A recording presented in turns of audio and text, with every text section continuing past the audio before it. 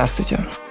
Я люблю аниме. Среди сотен тысяч гениальных японских произведений, пожалуй, мой любимый шонэн тайтл — Шрек. По крайней мере, так я сказал в новой компании знакомых. Все присутствующие были очевидными анимешниками, но я не такой. И мне кажется, они каким-то образом видели сквозь мой мастерский блеф. Я не лжец, мне просто стало стыдно. Все вокруг обсуждали темы, звучавшие такими глубокими, в то время как я почувствовал себя самым простым дурачком на свете. Понимаете, у меня есть увлечение. В отличие от анимешников, я, к примеру, умею читать книги. Я люблю музыку, Мемфис, андеграунд, R&B. В обычное время я с пацанами трэплю и делаю бабки, но этих типов это не впечатляет. Они спрашивали меня, сколько у меня часов в лол и кто мой мейн ДД персонаж Genshin Impact, а я вообще не ебу, кто такой Геншин. О Тупаке знаю, конечно, но лол для меня это когда смеешься громко. Все начали перешептываться, показывать на меня пальцем, обсуждать мой смешной голос. Это игры, Нормис, сказала какая-то девушка, снисходительно выдыхая, но ей было очевидно стыдно за меня. И тут меня порвало. Что они себе позволяют? Неужели меня забулили анимешники? Пусть думают, что выиграли этот раунд, но у меня есть козыри, о которых они не знают. Я смотрел некоторые легендарные аниме, а также, в отличие от них, я не девственник. Мои любимые аниме — Ковбой Бибоп, Стальной алхимик и Самурай Чамплу. Я читал одноименные манги и даже прошел игры. Девушка ответила, мол, я вру, она самая большая фанатка этих сериалов и по ним нет игр, тем более по Ковбою Бибопу. Очевидно, она не знала о проекте по Бибопу, выпущенному только для рынка Японии, который даже не был переведен на английский. Дома у меня есть PlayStation 2 и 3 игры по моим любимым аниме. Я спросил, хочет ли она в них поиграть. Она согласилась. И глаза до этого смеявшихся присутствующих округлились. Ведь они еще не понимали, что дома у меня эмулятор, а анимешница знала точно. Играть она будет только с одним стиком. Are all the employees here like you? You've got some pretty classy moves for a corporate girl. The more that you know, the shorter your life will be. I love the kind of woman that will actually just kill me. You know, when I left the house today, I was thinking, damn, I really hope some hot chick paints my brains all over some fucking hallway. And here we are. I mean, really, just absolutely destroy me. Ковбой Бибоп — это история о межпланетных охотниках за головами, но неправильных. В отличие от беспринципных наемников, у каждого из главных героев есть собственные убеждения, которыми они не могут пренебрегать. Зачастую им приходится принимать сложные решения, отпускать незаслуженно преследуемых людей или, наоборот, отдавать закону преступников, которых ты, как зритель, уже успел полюбить. Из-за своего идеализма и переменной удачи команда даже часто голодает без гроша в кармане. Однако, хоть наши герои иногда и спасают мир, это аниме не про борьбу добра со злом. Вещи могут стать очень запутанными. Сами персонажи переднего плана неоднозначны. Спайк — бывший бандит, безнадежный романтик, не способный оставить прошлое позади. Фэй — мошенница, не доверяющая людям вокруг и пытающаяся найти свое счастье. Джет — бывший детектив по прозвищу Черный пес, золотые дни которого остались позади. Эд — девочка-хакер, настолько гениальная в обращении с оборудованием, что представляет опасность для всей Солнечной системы, но при этом не знающая, где ее родители. И, конечно же, Корги Эйн — лучшая часть команды,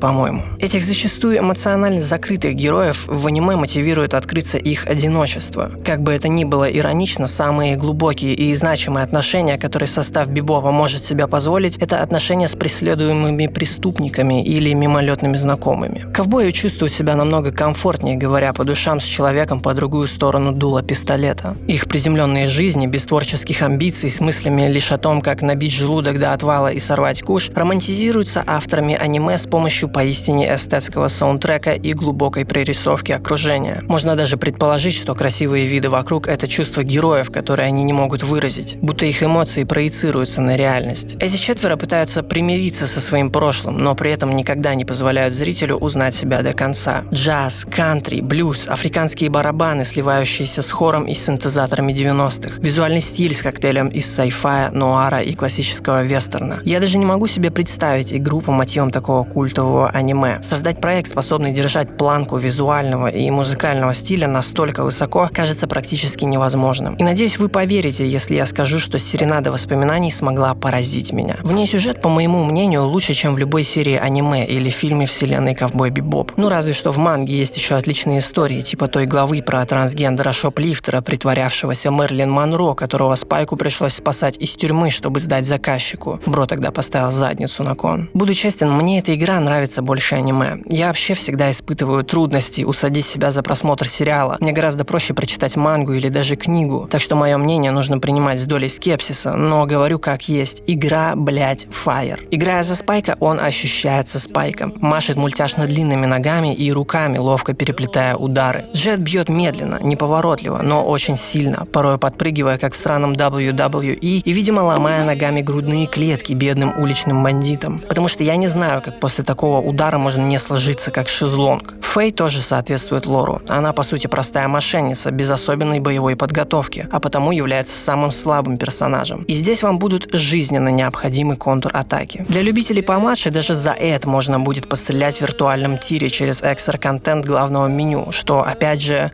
подходит ее персонажу. Эта игра ощущается как Ковбой Бибоп. Конечно, некоторые говорят, что разработчики смухлевали, взяв в качестве саундтрека музыку из аниме, но в игру также добавили 3 новые песни от оригинального композитора. И что интересно, вокруг одной из этих песен построена самая главная сюжетная интрига. Происходит странное. Списки розыска заполняет аномально огромное количество имен, а по улицам ходят слухи о неком сокровище капитана H, пирата, грабящего богатых и отдававшего бедным. Но хоть раньше эта история о сокровище и была детской сказкой, и в последнее время люди начали воспринимать ее серьезно. Прибавляющаяся работа для команды Бибопа никогда не была трагедией, и потому мы начинаем ловить разыскиваемых как вне себя. В качестве туториал-справок по мере прохождения игры с нами будет связываться Эд, рассказывая об управлении или тонкостях предстоящего задания. Она научит нас стрелять, замедлять время в прыжке, как Макс Пейн, искать вокруг улики, коды для электронных замков, взламывать замки, летать на космическом корабле и так далее. Тебя постоянно помещают в новые ситуации, в которых ты чувствуешь себя настоящим ковбоем. Не всегда можно банально перебить кучу врагов и победить, порой приходится также делать ноги или садиться на хвост своей цели. Ты находишь себя выкручивающимся и пользующимся окружением, как этим обычно занимаются персонажи аниме, скрываясь от преследования на крыше движущихся вагонов метро или пиная назад в босса гранаты, которые он кидает тебе под ноги. Помимо привычных боссов с жирным ХП и сетом ударов будут те, которым нельзя дамажить, пока ты не оглушишь их с помощью их же оружия или вовремя проведенной контр-атаки. Игра постоянно обманывает ожидания, то подсовывая квиктайм-ивент прямо когда ты уже забыл о их существовании, то зрелищную погоню или возможность исследовать легендарный Бибоп, находя и обезвреживая на его борту заложенные бомбы. В центре захватывающего приключения основной геймплейной механикой, конечно же, будет старая добрая боевка. И все было бы хорошо, если бы не этот ебучий блок. Представим, что мы играем за Спайка и отовариваем всех вокруг градом ударов. Но вот один из противников рядом замахивается, чтобы засадить по кусту, который ГГ называет прической. Ты, естественно, нажимаешь кнопку блока, однако ничего не происходит, кроме твоего опиздюливания.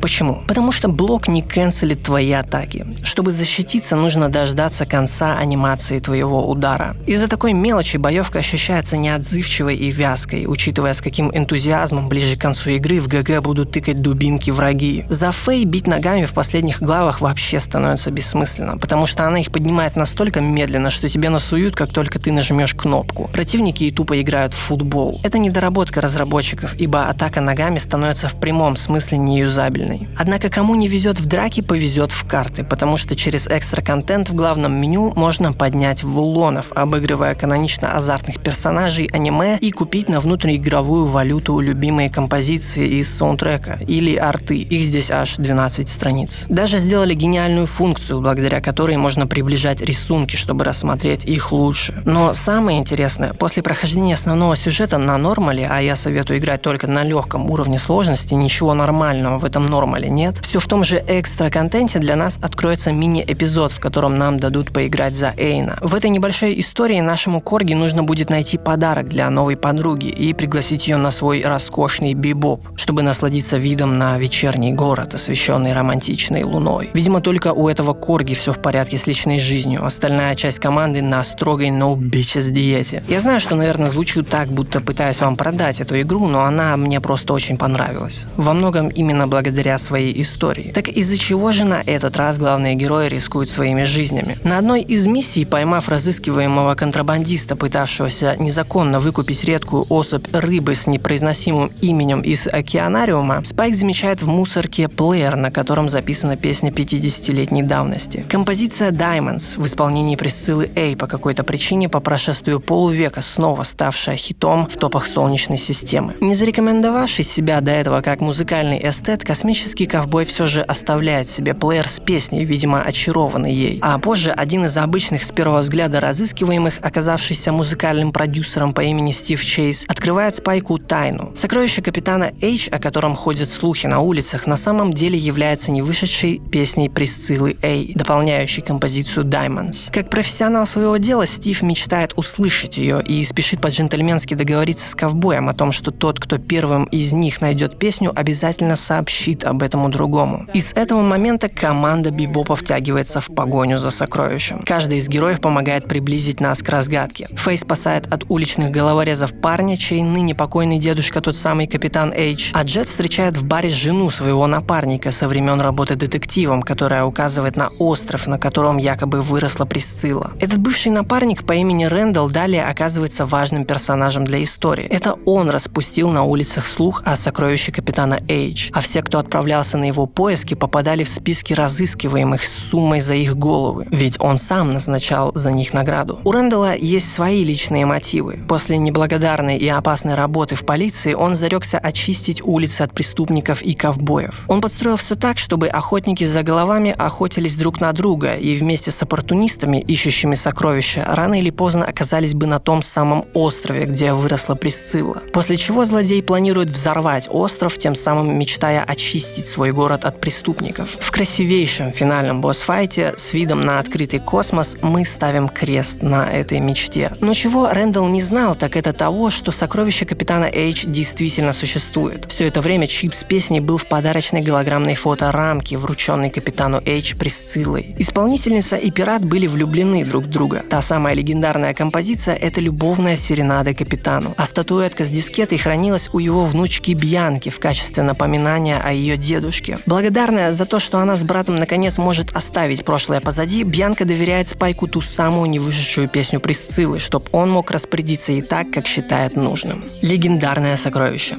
Композиция мечта, которая может принести миллионы вулонов тому, кто ее найдет. В поисках которой погиб музыкальный продюсер Стив Чейз с улыбкой на лице, имея возможность перед смертью просто послушать ее с плеера Спайка, теперь находится в руках главного героя.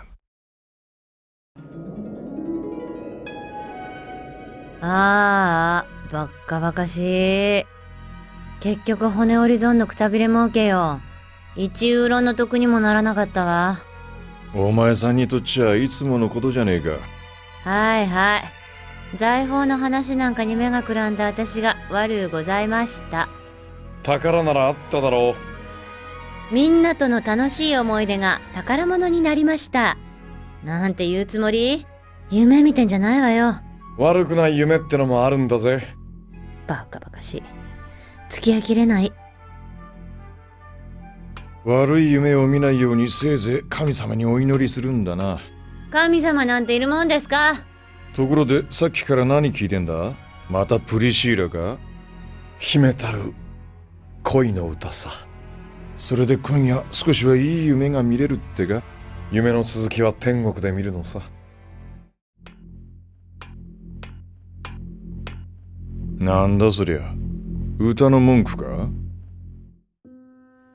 Ковбой Бибоп всегда был чем-то особенным, показывая при этом обычных людей, решающих повседневные проблемы, но ищущих в жизни что-то большее. Будь этот поиск метафорической охотой за головами или сокровищем, неважно. Однако что, если сокровище — это не сундук с золотом, а что-то очень личное? Выражение любви. И кому как не Спайку знать об этом трепетном чувстве, знать настолько хорошо, чтобы быть готовым оберегать его, будто мечту, которая растворится, став реальностью, как сон. Но рано или поздно приходит время проснуться, чтобы снова начать жить. Так почему Спайк удалил серенаду? Из уважения к чувствам влюбленных или чтобы положить конец своим собственным грезам? Спросите его сами. Увидимся, ковбой.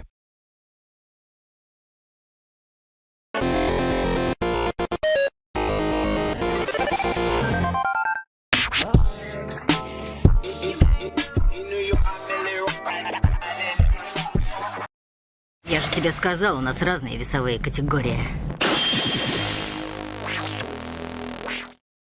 Есть ли более трогательная история, чем та, что о двух братьев, заплативших страшную цену за попытку вернуть свою маму с того света? Алхимический закон гласит, нельзя получить, не отдав взамен что-то равной ценности. Но какую цену придется заплатить главным героям, чтобы восстановить свои тела? Увидев аниме «Стальной алхимик» 2003 года на СТС, я помню, насколько оно меня тронуло. Было ощущение, будто оно взрослее многих фильмов, что не часто можно сказать о аниме. И это музыка. Она не просто задавала настроение истории, она рассказывала главную историю о попытке изменить что-то неподвластное человеку. Но если что-то не подвластно человеку, значит власть должна принадлежать чему-то иному. Алхимия – это древняя наука, пытающаяся познать мир, природу и человека. Она сочетала в себе химические, медицинские и религиозные учения. Но обнаружив способы манипулировать природными элементами, чтобы создавать лекарства, инструменты и материалы, служащие нашей цивилизации, чем глубже люди погружались в природу самой материи, тем больше появлялось вопросов. Если мы можем манипулировать химическими элементами, подвластна ли нам природа? Можем ли мы создавать драгоценные металлы? Способна ли душа существовать вне тела? Возможно ли обрести бессмертие? Ответ на эти вопросы таит в себе легендарный философский камень, по слухам способный обходить закон равноценного обмена. Эдвард не верит в Бога. Он верит, что люди властны над силами природы. Эта вера стоила ему левой ноги, в то время как Альфонс был лишен своего физического тела. К счастью, старший брат успел привязать душу Алла к броне, но за это ему пришлось заплатить своей правой рукой. Это ебать, какая сильная завязка для сюжета. Но существует недостающая часть истории «Стального алхимика» 2003 года. Игра Full Metal Alchemist and the Broken Angel вышла буквально через пару месяцев после начала показа сериала. Создатели аниме даже сделали для нее 30-минутную серию с тем же составом озвучания, а мангака Хирому Аракава, придумавшая историю о двух братьях, помогла в написании сценария. Разработка началась еще до начала работы над сериалом, но во временных рамках, судя по лору, сюжет происходит между 17 и 18 эпизодами аниме. И что может быть более узнаваемым образом из аниме, чем поездка на поезде, с которой начинается игра? Проект с самого начала приятно удивляет своими заставками, а также ставит перед фактом того, что диалоги во время геймплея здесь не озвучены. Но с другой стороны, они хорошо написаны, в них легко читаются персонажи, их голоса будто слышишь у себя в голове. Если же вы слышите голоса без прочтения диалогов, не забывайте про свои таблетки, иначе пауки съедят ваши глаза. Но как девелоперы решили реализовать персонажей аниме геймплейно? Очень умно. Нас буквально вынуждают заниматься алхимией, потому что обычные удары не наносят такого же урона, как трансмутированное оружие. Ведь Эд всего лишь ребенок, он не машина для убийств. Все свои сражения он выигрывает за счет смекалки. Мало того, зачастую нам придется звать своего младшего брата в доспехах на помощь, чтобы он протаранил стоящих впереди врагов или загородил нас от атак своим телом. Альфонс не является типичным для игр персонажем обузой, а скорее полезным напарником, способным отвлечь на себя основную массу противников в нужный момент. Раздать нормально так пизды, если вы объедините усилия в суперударе, или орудовать трансмутированным вами оружием. У Эдварда есть всего лишь одна кнопка для ударов алхимическим кинжалом, встроенным в его руку, а также единственная комбо. На бумаге их 3, но по факту это то же самое комбо, к которому добавляется дополнительный дефолтный удар. Другая кнопка отвечает за создание стены, блочащей атаки по вам, и трансмутацию острых пик, вырывающихся прямо из-под ног врага, подбрасывая его в воздух. Основная же часть боевой системы будет строиться на превращении окружающих предметов с помощью алхимии в оружие, креативном его использовании и комбинировании. Эдвард не ниндзя, не спидстер, он даже не совершеннолетний, а всего лишь Roblox Enjoyer, потребляющий энергетики как воду. Поэтому во время схватки с противниками нам нужно будет пользоваться смекалкой и на ходу фристайлить какой-нибудь план действий, полагаясь на алхимические познания. Тактики могут быть разные. Создать засасывающее стоящих вокруг устройство, чтобы собрать всех в кучу, а потом засадить по ним из огромной пушки. Трансмутировать клона-приманку, дабы отвлечь противников на себя, пока ты роняешь кал и пытаешься что-то придумать на босс-файте. Сделать огромное пушечное ядро в узкой комнате и играть в боулинг мобами. Смотрите только сами, уворачивайтесь. Мины, бомбы, мыльные пузыри, мини-танки. В распоряжении Эдварда есть все. кроме bitches. Даже возможность добавить на переносимое орудие стихийный урон. Уровни в игре представляют из себя коридоры, забитые врагами, которых можно при желании спокойно доджить, но, как и в жанре JRPG, это не всегда имеет смысл, ибо лучше набивать экспу на мобах, чтобы прокачивать наносимый урон, вливать очки в защиту и алхимию. Ведь в конце концов, эти сраные боссы не попустят себя сами. Попускать их, в свою очередь, интересно. На арене с каждым боссом находятся предметы, превращаемые в оружие с помощью алхимии, и можете держать пари, что одно из этих оружий будет наносить максимальный урон конкретному монстру. Однако какое из них вам нужно будет допереть самостоятельно? К примеру, на предпоследнем сражении мне пришлось выйти сразу против 3 боссов, которых я побеждал ранее. Но так как теперь их было сразу 3, они устроили мне сраный гэнгбэнг. И, к сожалению, я не был в роли одного из темнокожих джентльменов с дубинами между ног, а худой белой девочкой с проблемным детством. Вещи, которые вытворяли эти выблядки, должны быть незаконными.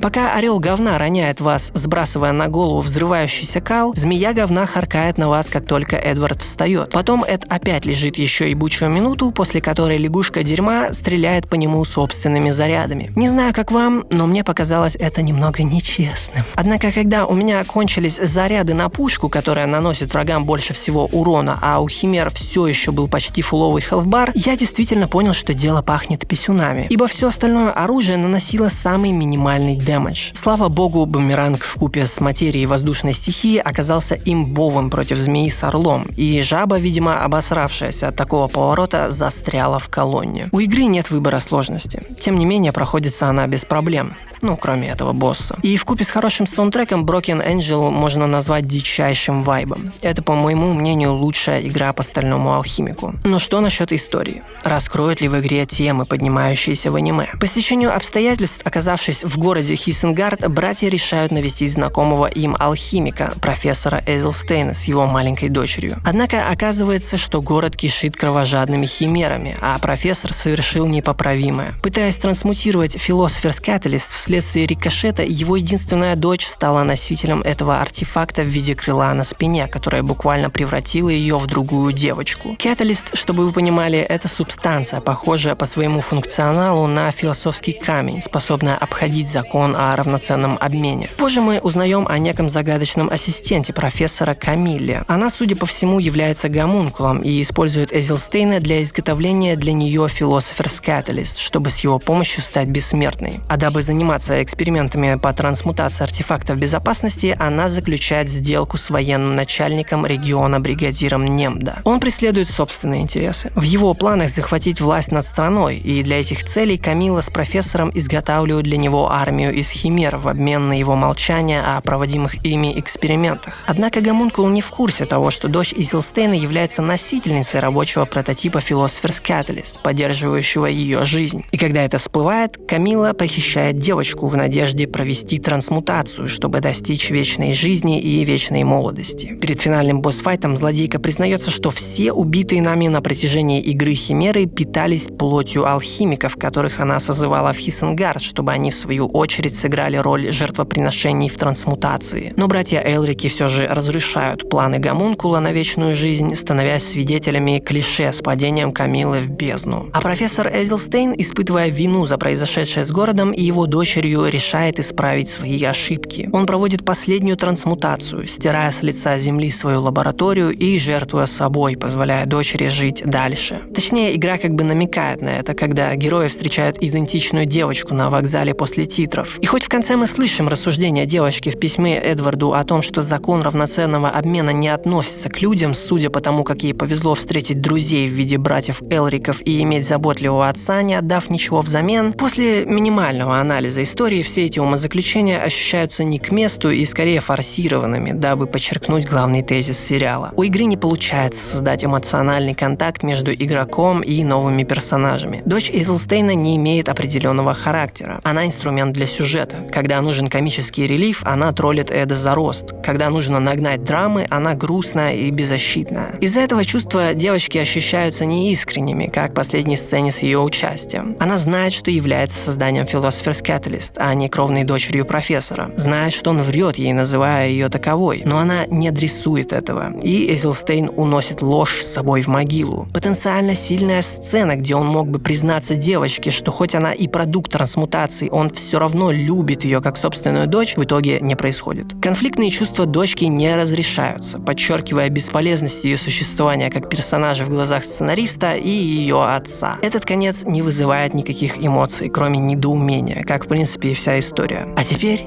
квиз. Зачем профессору понадобилась помощь от гомункула Камиллы? Хуй знает, зачем им подкупать военного бригадира, если он никак не узнал бы о происходящих в лаборатории исследованиях. Хуй знает, что имеет в виду Дрейк, говоря: «Ты не умела сосать, и я научил тебя правильно».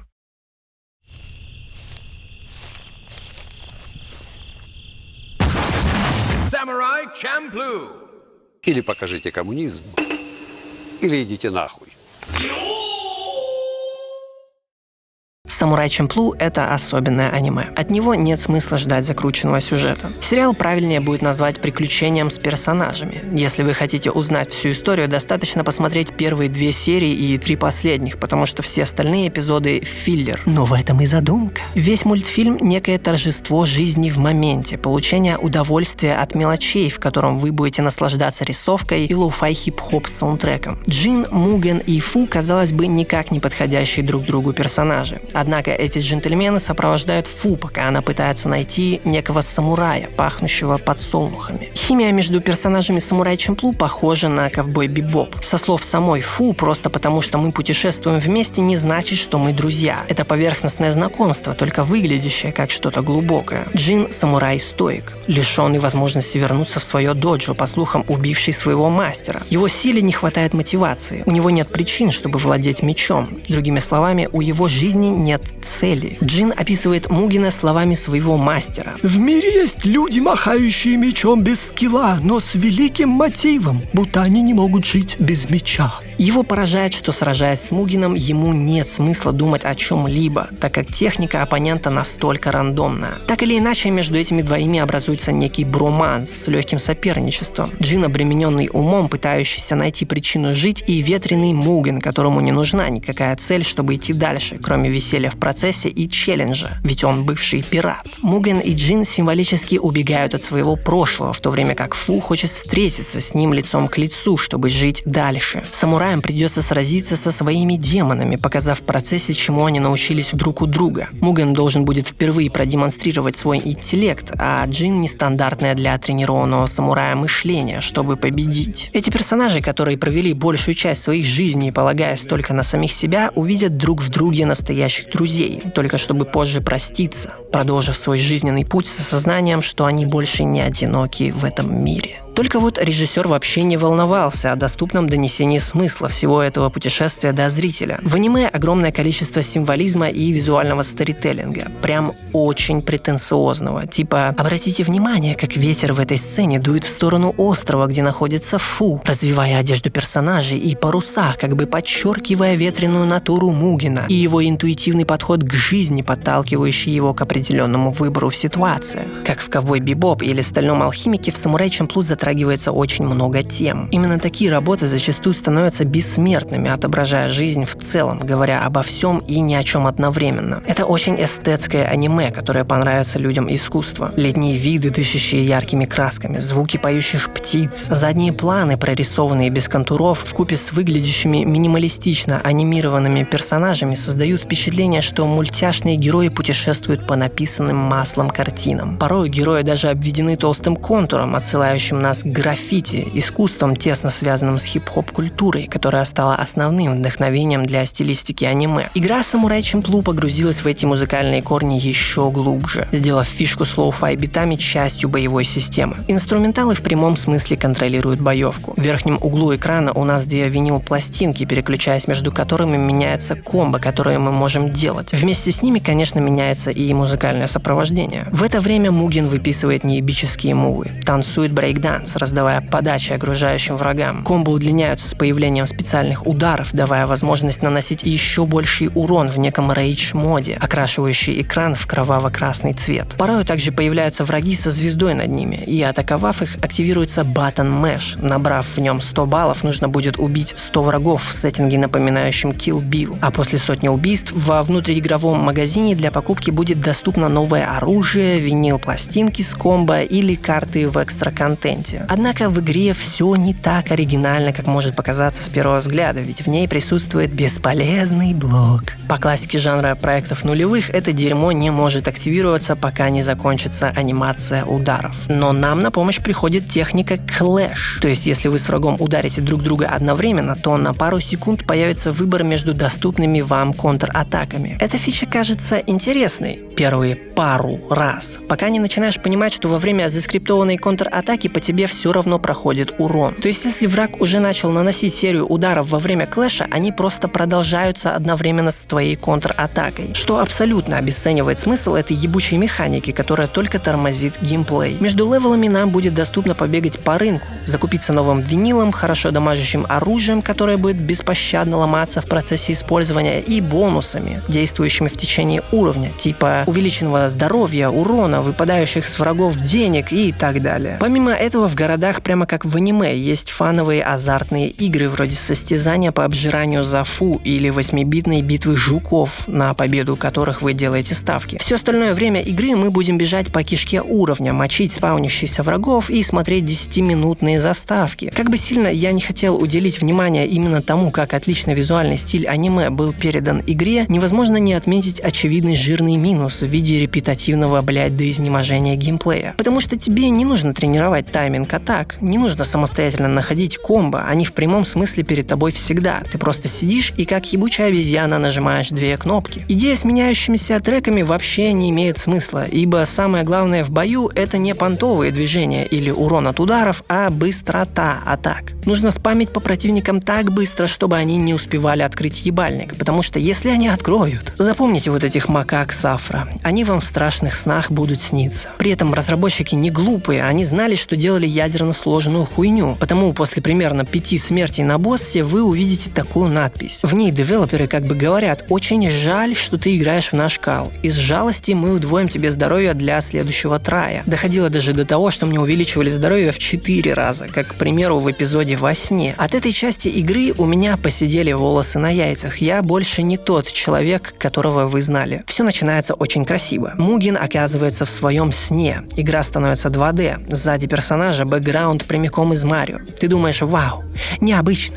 Разрабы решили поиграть с моими ожиданиями. Какая оригинальная идея. Но что-то не так. Это можно почувствовать по агрессивности врагов. Они будто недовольны, что ты все еще играешь. И уровень становится все более странным, пока мы наконец не набредаем на ведьму. В босс-файте с ведьмой единственная настоящая магия — это тот факт, что я не проблевался от этого 2D задника, который постоянно сбивал меня с толку. На этой арене невозможно нормально ориентироваться, ибо мы все еще находимся в 3D игре. Ведьма наносит по нам атаки в 3D, которые двигаются по полу, но все вокруг является плоским, спрайтом. Мы в комнате с прозрачным полом, стенами и потолком с растянутым на весь экран статичным фоном. Ты бегаешь вокруг, не понимая, где пол, где стены. Приходится смотреть постоянно на карту, чтобы хоть как-то ориентироваться. Я уже даже не говорю про тот сраный спам, который устраивает эта мразь. Но у вас наверняка возник вопрос: кто эта баба? По сюжету наша дебильная троица решает отправиться на корабле в другой регион, где, судя по надписи на пирсе, их ждет еда. Однако после затянутой катсцены с видами на плывущий корабль герои обнаруживают себя окруженными снегом и врагами. Мугина отравляет некая загадочная ведьма смертельным ядом, который медленно убивает его. И чтобы остановить яд, бывшему пирату нужно победить эту женщину в измерении снов. То есть левел сделан так, что даже если противники нас здесь убивают, мы видим заставку с просыпающимся героем, позже снова погружающимся в сон. В игре целых 3 отдельных сюжета: за Мугина, Джина и нового персонажа Ворсо. И что интересно, сторителлинг в каждой из них соответствует характеру главного героя. То есть компания Замугина — это бездумная рубилова, где диалог с каким-либо персонажем, не касающийся яда в организме ГГ, сводится к «ты заебал пиздеть,